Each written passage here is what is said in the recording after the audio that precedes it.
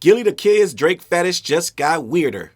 Welcome back to Markets at Work Media. So we got Gillie the Kid. Got a thing or two to say about Drake, how the culture turned on Drake, how it's unfair, how the game has been suffering since the boy is no longer present. Keep in mind, he had a thing or two to say during the battle that we're going to revisit too when we get this initial statement of what he said recently. Drake can't be Drake forever.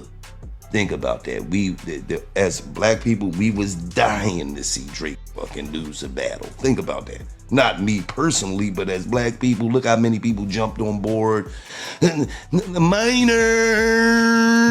But you can have a whole arena singing that.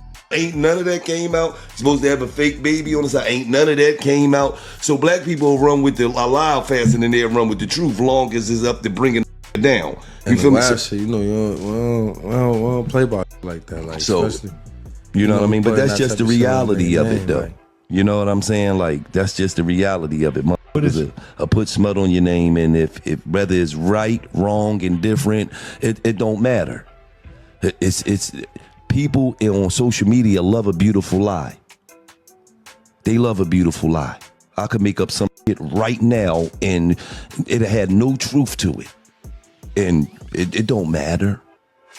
Gillie said it. Gotta be somewhat true. This sounds wild to me. Now, this is the same person that had a lot to say about Kendrick during the battle. Keep in mind, he said this when Kendrick released the first few diss tracks before Not Like Us. Heard that Kendrick Lamar diss. I with Kendrick, but that shit was going on the cob, man. You know what's crazy, man? The lightskin is winning, man, 3-0, man. And Drake up 2-0. Motherfucking Chris Brown up 1-0. I just take me back. I remember in the motherfucking late 80s, the motherfucking lightskin ran everything up to the late 80s. Then motherfucking Nino Brown pistol whip every lightskin in motherfucking New Jack City. Then they had it bad all the way up to motherfucking Steph Curry and Chris Brown and Klay Thompson and Drake. And now them lights just doing what they want, man. So let me get this straight. He felt Euphoria, 616 in LA, and Meet the Grams was corny, garbage, a snooze fest. I'm sure a lot of people would disagree, especially when you go back and look at all the intricate bars, but hey, that's what he was saying. Which is kind of odd to me because he also said this about Drake's music. I don't listen to Drake. If I'm outside of a club, I don't listen to Drake. I'm just keeping it real. That's not saying that he's not hot, not saying he ain't one of the hottest people of his time. Why don't you listen to Drake? Because me and Drake don't say shit that I really like. Just because you hot don't mean I gotta like. I ain't saying you gotta listen to him, but I'm trying to figure out how you don't listen to Drake. Drake's too sensitive. I like Drake. Right. You said you got your girl. That's why I said I like Drake. I listen to Drake. I'm pretty sure you like Drake too, because you were sensitive. See, me, I don't like shit that I wouldn't say. He want to hear pimp stuff. Right. Drake said, "Fuck that you love so bad." You never tell her that ever in life. You had negative things to say about Drake's music, saying that that's not the kind of music you resonate with. He says stuff that doesn't connect with you as the person. But did everything change when he said something about your late kid that passed? Maybe that was the change. Drake gave some words of encouragement when he didn't have to. Drake's obviously been a supporter of y'all for a number of years as well. Do you have any thoughts Drake on our guy, that, so man? we don't, Man, let me just tell you something. I don't care if what Drake wear. My son passed away, right? Mm-hmm. And I didn't have no relationship with Drake like that other than DMs, you know what I mean? And he had a concert in Philadelphia. And he said, "Rest in peace to Cheese."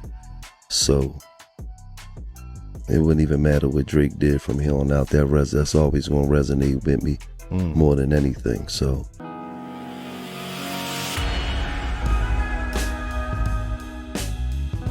What's up, world? Your boy Challz Brown back again talking facts. Hit that like button, hit that subscribe, hit that notification bell. Keep sending those cash apps to CLBMG. Join that membership and all you buying that merch down below. Gang, listen.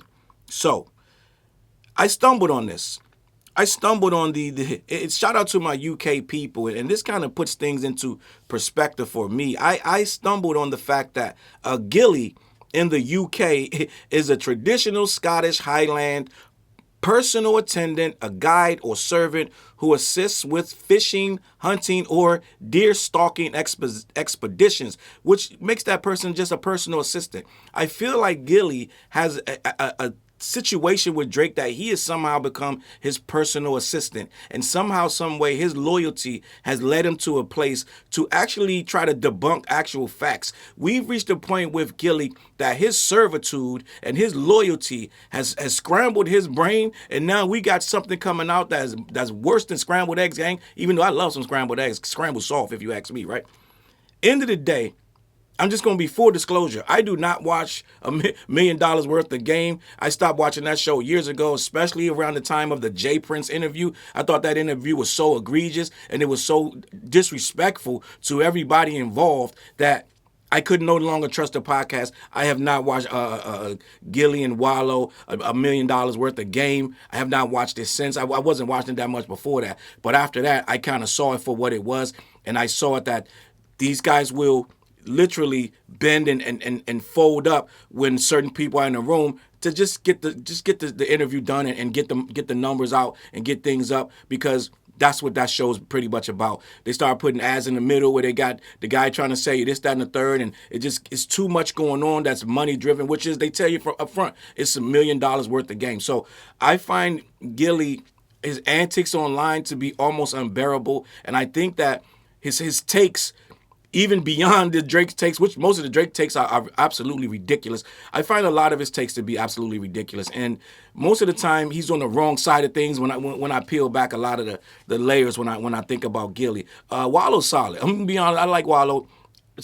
Gillie just a little different. It's just a different animal, gang. But at the end of the day, with this, what we're seeing with Gillie is his loyalty is making him bend. Like I said, the show tends to bend and go and sway where the money goes. Now he's bending with Drake. If you watch, I'm going to put in the beginning, right? Salute to Marcus at work, because he had a video that I went and watched where he showed where Gillie wasn't really feeling Drake before. He wasn't really feeling Drake like that. He really didn't have a very high opinion of Drake as a rapper. As a matter of fact, I don't know if people remember that Gillie has a problem with Drake's, I'm not going to say his master, but the guy that put Drake in the game, Lil Wayne. Gillie has a whole issue and diss record toward Wayne where he said some pretty heinous things about Wayne, right? Lil Wayne that he said about, I believe he called him gay, if I'm not mistaken. Somebody can correct me in the comments. He put that jacket on him, but now it's all about when you put that jacket on a man. Well, you call, allegedly, if I'm wrong, I'm wrong, and y'all let me know. But I'm almost certain that I heard Gillie call Wayne gay, and he put that jacket on him. But now he has a problem with Kendrick putting this jacket on Drake of a pedo, right? So let's talk about this, because what I'm seeing is after Gillie was already on record as not being the biggest fan of this guy, he had issue where Drake turned all that around, because he shouted out, rest in peace, his young son passed away. So Drake was in Philly and shouted him out, and therefore gained a level of loyalty unmatched from this guy for doing so. And that garnered him a lot of goodwill in Philly and in other places for doing that. So much so that I believe that Gillie has decided that his enemies are my enemies. And now he's taking a stance that everything that Kendrick says and does and did, he will scrutinize and he has called it corny and this, that, and the third. So now apparently he's taking on the enemies of Drake, and now Kendrick has become some kind of enemy. And he's still feeling the way about this battle that's 2 years old, where he goes to the point that he basically is so mad about this battle that now it's black people in general. Now it's us. The whole battle was won and lost on black people. Basically, he's saying that we turned on Drake, this, that, and the third. I want to have this conversation because, like I said, Gillie is a personal assistant. He's a guide, right? And he's trying to guide Drake out of this nonsense with along with all the other pages that are paid to guide the narrative and change and shift things and sweep things under the rug to make what we saw actually not look like what we saw. And Gillie's right there, right? And I don't know If at this point Gillie is actually getting paid, but I wouldn't put it past him. Okay, anything's possible. But at the end of the day, we're looking at a blind loyal guy coming out in defense of the guy that he's guiding around, right? So let's talk about this. It starts back in 2023, right? I got an article here where Drake paid tribute to Gillie's son, and Gillie reacted. Okay, this was in August of 2023. Okay, on HotNewHipHop.com. Gillie the Kid was moved to tears. Drake is someone who has always been quick to speak out on topics within hip-hop culture. Although he may not be doing interviews with the big hip-hop podcast, he still speaks on the culture in his own time. Now, this was before the battle. This is when it was still all good in the hood. Like, Drake was doing his thing. He wasn't a top dot at the time, but he was one of the big ones, right? And this was when he was one of the biggest in the game, but it started to take a little dip, okay? Let's just be honest. So, and we get, and Gillie gets into that. Like, Drake can't always be Drake, and we're going to get into the whole spiel and this, that, and the third, right? Of him going into a whole tirade about how people got to fall off, this, that, and the third, whatever. We're going to get to that. But this was at a concert in Philly, and it's only right for Drake to acknowledge Gillie's loss, right? Okay, let me continue. It's always nice to see, especially when he's paying tribute to someone or simply giving them their flowers. On Monday night in Philadelphia, Drizzy decided to comment on the passing of YNG Cheese. YNG Cheese was the son of popular media personality and artist Gillie the Kid. Overall, this was an incredibly sad story that had the hip-hop world rallying behind the Philly native. In the video clip below shared by Gillie, you can hear Drake's positive words. Before we get started, one of our friends, our brothers in this shit, lost his son the other day. Quote. End quote. And he also said, so I want to dedicate this show tonight to Cheese. Y'all make some noise for Gillie and his son, Cheese. Express some positivity. That's a beautiful thing, and RIP to Cheese. So let me continue. Subsequently, Gillie took to his Instagram page where he thanked Drake for his kindness. Moreover, he claimed that Drizzy's words ultimately brought him to tears.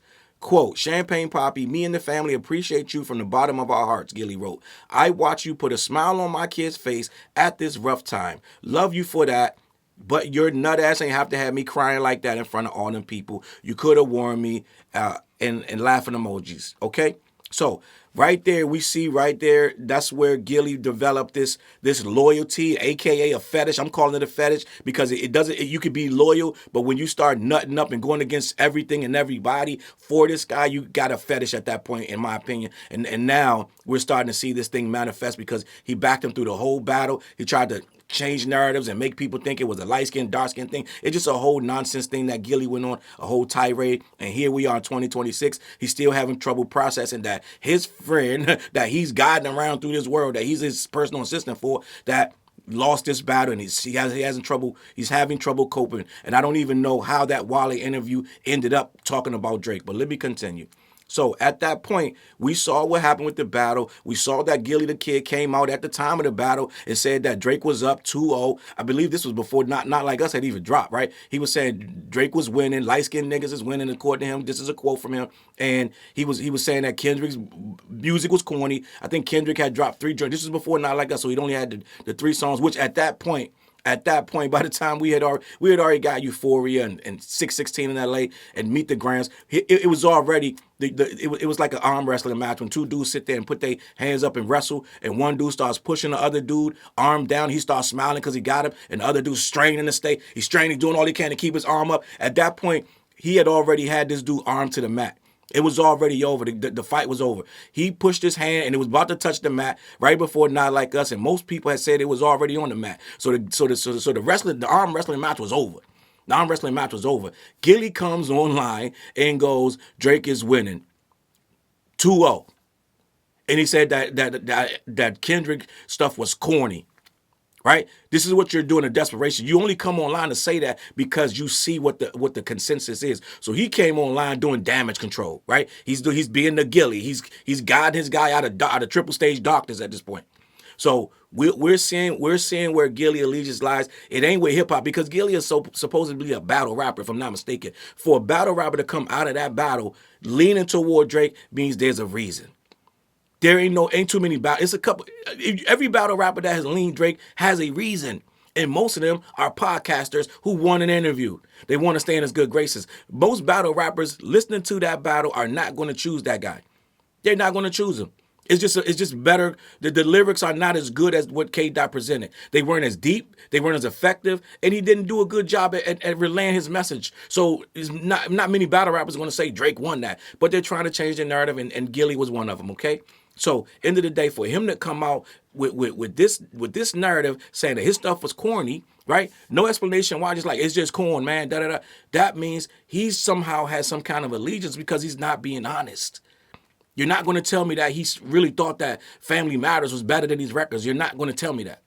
So end of the day, he has an allegiance. Now, here we are in 2026. We saw how the battle went. We saw the Hard Part 6. We saw the lawsuit. We saw everything that happened. And for some reason, Gilly was on his own podcast, $1 million worth of game, and he's talking to Fetty Wap. Salute to Fetty Wap for doing his time like a G coming home. Da da da. So he gets this interview and he's talking. I want to read this article about what was said in that conversation where Gilly once again is taking sides and making this thing look like one thing which it wasn't, okay? Gilly the Kid shares his unfiltered take on Drake's pedophile allegations by Caroline Fisher for HotNewHipHop.com. During a recent episode of the $1 Million Worth of Game podcast, Gilly the Kid touched on Kendrick Lamar and Drake's feud. It's no secret that Drake and Kendrick traded some serious allegations amid their viral beef. That's the thing, that when he goes on this tirade, it's like Drake never said nothing, right? He goes on about how black people turned their back on Drake for this, that, and the third. But apparently to him, Drake is the innocent victim. He never said a word. There was nothing out of his mouth.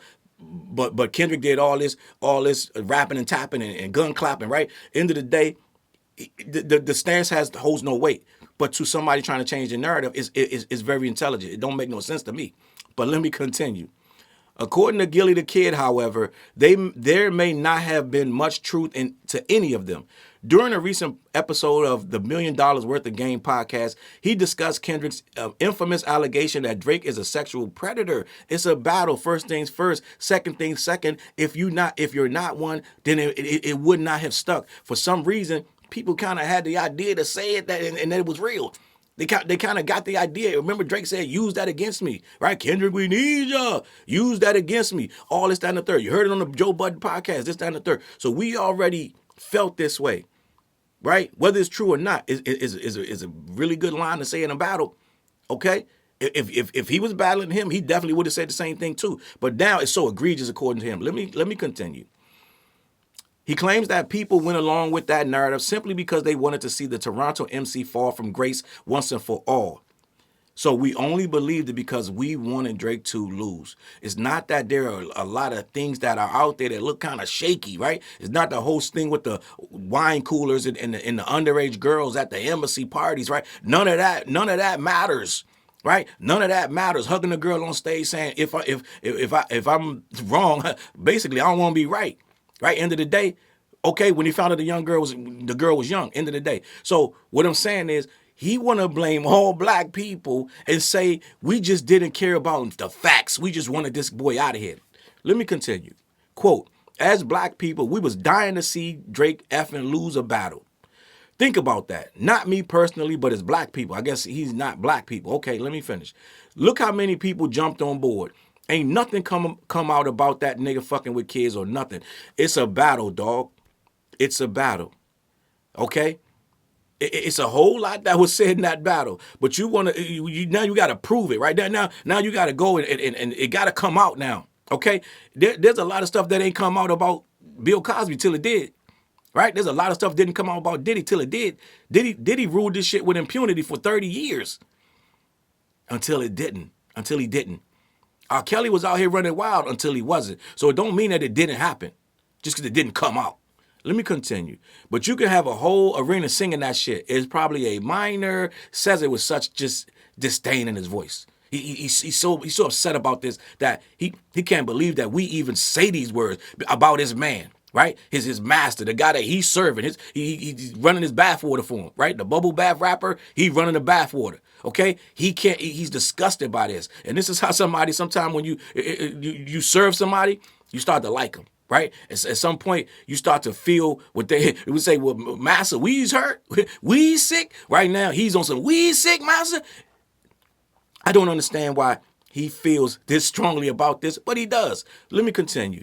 Ain't none of that come out, Gilly continued. Supposed to have a fake baby on the side. Ain't none of that came out. So black people run with a lie faster than they'll run with the truth as long as it's bringing a nigga down. So end of the day, now the age-old adage is we do crabs in the barrel shit. Yes, we do. This ain't it.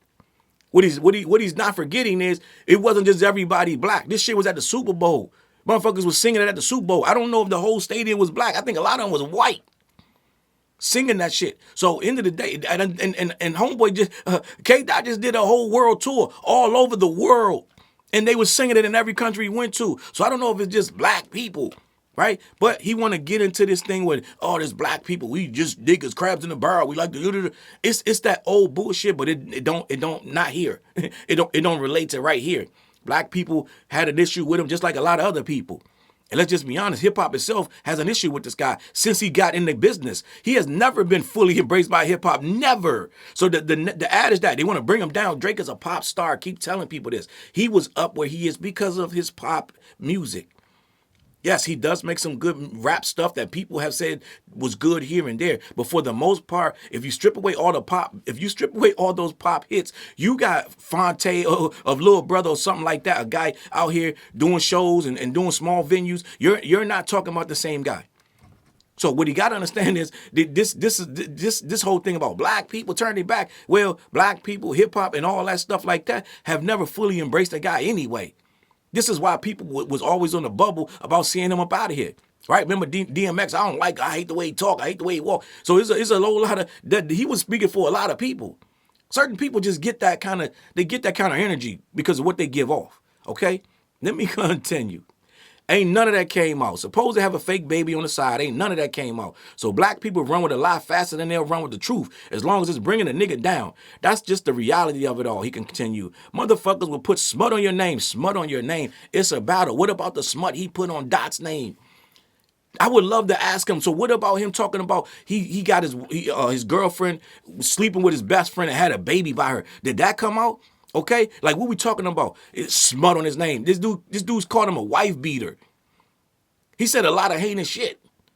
If you go back, I did videos back in the years ago breaking down family matters and how heinous the shit he said about Dot. So it's like, what we talking about? I love this whole thing. And somebody said something. I think it was what's homeboy on? I just retweeted today. Problems, right? I think his name is Problems. They took a clip from him on a podcast. And he said, I never seen so much sympathy for the loser, ever. He was like, bro, we getting so much conversation and empathy and sympathy and pushback about the guy that lost. Right? It needs to be studied of how long we're going on about this battle and who did who wrong and who said what. It's the most depressing, it's sad as shit for hip hop because we never did this before.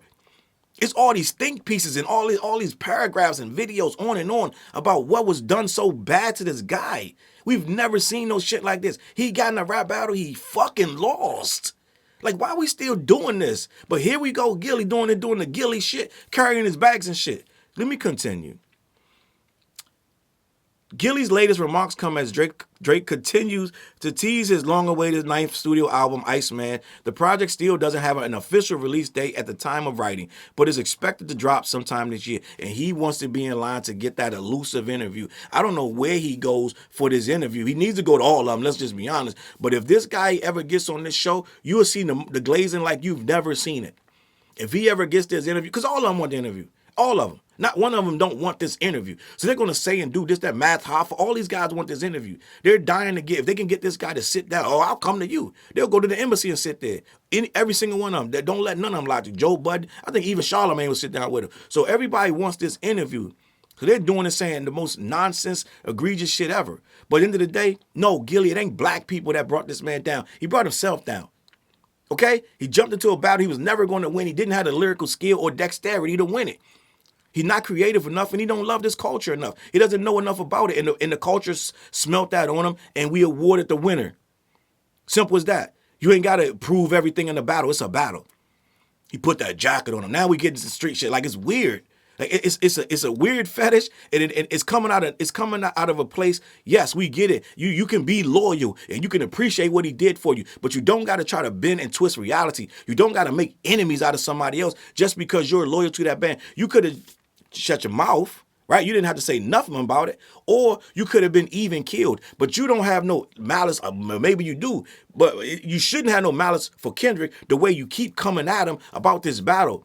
You're super over the top about what was said and who did this. Like, this guy don't need your defense, dog. You're defending him like somehow, some way he's been abused or mishandled or something. This guy's a rapper. He credits himself as, no, I know, I study rap battles for a living. He credits himself as the big three, one of the best in the business. I don't know why you're out here trying to defend him. It doesn't make any sense. In another man's interview, it's the weirdest shit ever. So no, Gilly, we're not riding with you. I haven't seen one. Well, I'm sure somebody out there feels like, yeah, Gilly, get him, because they got to be on the side of the bubble bath rapper. But most people that got some kind of common sense and they can think for themselves, they're going to say, wait, why is he bringing this up right now? Why is he talking about what didn't happen in the battle? And why is he blaming black people for the fall of this guy? None of which is true. He lost to a lot of different races. Felt like, yeah, he lost. A lot of races was like, yeah, Not Like Us is a great record. It wasn't about no race. He's trying to make it like, oh yeah, this how niggas is. End of the day, man, this is one of the reasons I don't watch that program. Shit like this. Like disingenuous shit that has ulterior motive. I could imagine if he really felt this way, but I don't think so, because he didn't feel like this before. So after he got the shout out, right, everything changed, and now it's this, that, and the girl. Drake, this, that, and the third. And I cannot respect it. To me, I'm just going to be honest. To me, yes, be loyal. Yes, acknowledge him, bigging up, whatever. Acknowledge him saying, okay, this is how I shout you out, show your family love, this, that, and the third. But once you start crossing the lines of just, now you're going to just be blindly going after other people, this is not your fight. This is not your battle. There's no reason for you to be in here. And you've battled people yourself and said heinous shit.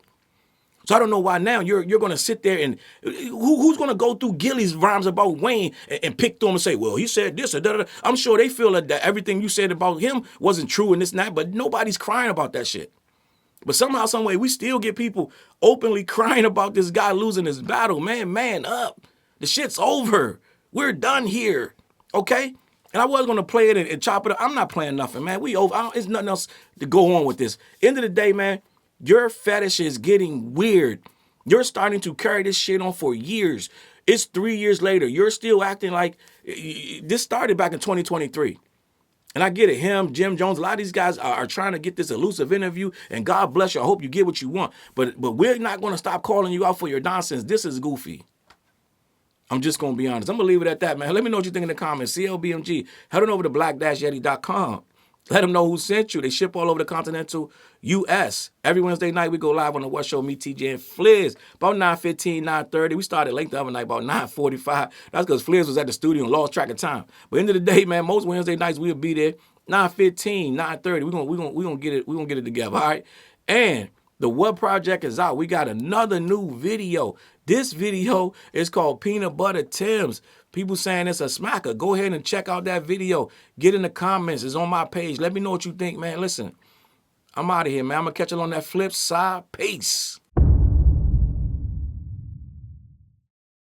Look, mission impossible to drop a few lines without dropping old times when Southern Hill was still a gold mine. When pistol grips was my shit and I sold mine. When Alias was not a show and they told mine. Elevate your mind with high quality THC infused products. BlackYeti.com. Black-Yeti.com.